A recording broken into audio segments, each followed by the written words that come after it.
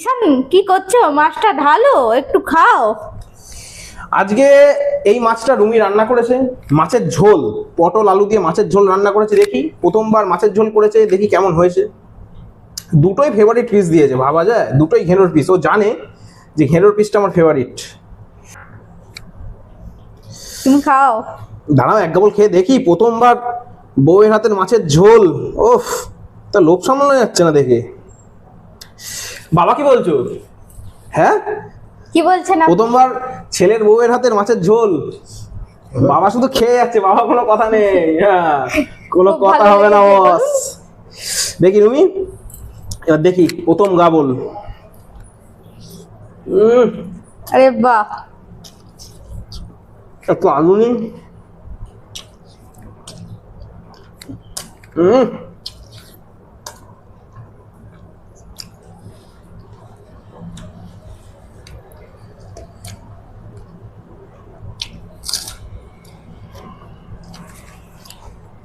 ও প্রথমবার রান্নাটা করেছে বন্ধুরা, কিন্তু এক কথা, দারুণ দারুণ রান্নাটা করেছে।